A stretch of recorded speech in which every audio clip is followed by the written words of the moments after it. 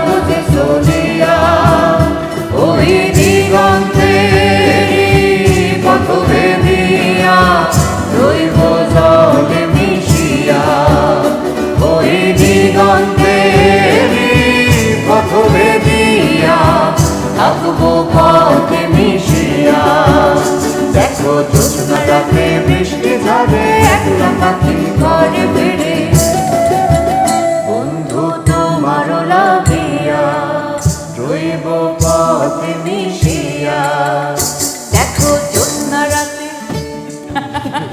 আমরা শেষ করি, বেশি ছোট হয়ে গেল।